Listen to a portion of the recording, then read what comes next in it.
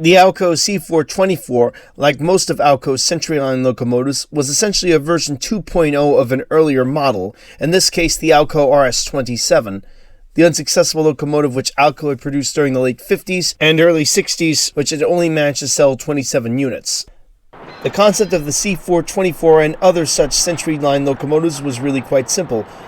Fix the problems of the earlier flawed Alco products, making them perform the way they were supposed to begin with, and relaunch them on the market in an effort to gain new customers and or bring back old customers to the company. Unfortunately, the C424 would only succeed in half this mission. The C424's direct predecessor is the Alco Rs-27. This pug-nosed locomotive, as it was known, was developed during the mid-50s by Alco and released in the late 50s and produced until the early 60s. The concept of the Rs-27 was really quite simple. Shove a big prime mover into a small locomotive, creating the equivalent of a pocket rocket that could haul large trains and get into tight clearance areas, essentially a jack-of-all-trades. Production of the Rs-27 was made quite simplistic as it was largely a part-spin special, essentially shoehorning in the 16-cylinder variant of the 251 to the Rs-11's frame, and modifying the body accordingly, giving the locomotive the distinctive pug-nosed as the cab had to be advanced forward to accommodate the extra length of the prime mover.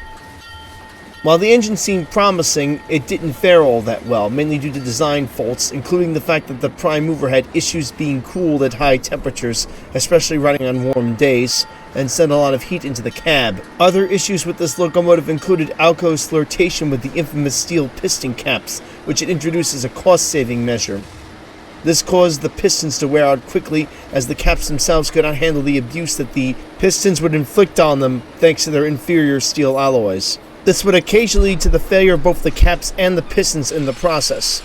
The tractive effort of this locomotive was a bit of an embarrassment, as it was easily outperformed by the Alco Rs-11 with less horsepower, as the 4-axle trucks in the small frame of the Rs-11 simply could not handle the 2400 horsepower that the 16-cylinder variant of the 251 produced, as the lack of weight, as well as the fact that it was equipped with 4 axles, would simply not allow the full 2400 horsepower to be distributed from the prime mover to the tracks themselves, causing a lot of wheel spin in the process, unless conditions were right and the engineer was experienced.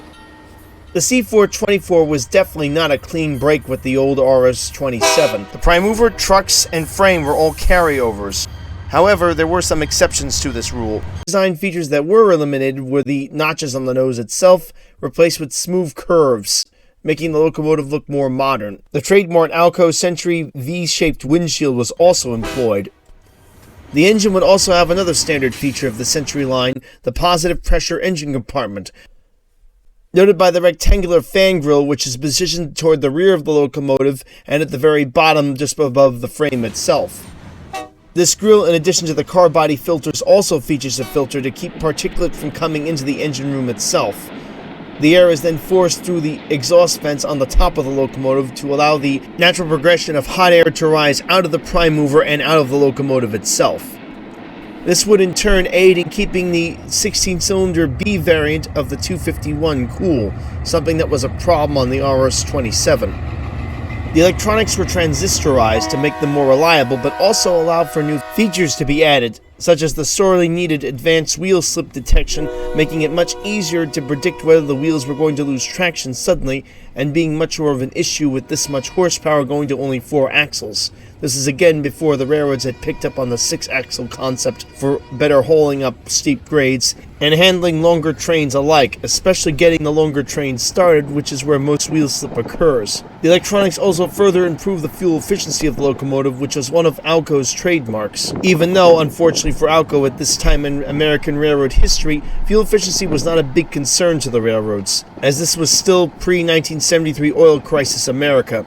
Alco hoped that all these features and or fixes put into this locomotive would attract new customers and or lure some back that had left Alco for other manufacturers, such as GE, who at the time were slowly but surely clawing away at Alco's number 2 position and quickly taking over the spot, even if this was only a distant second position behind GM, as GE, despite its aggressive customer service, warranty support, other policies, etc., was still only able to sell under half the locomotives that GM was selling at the time.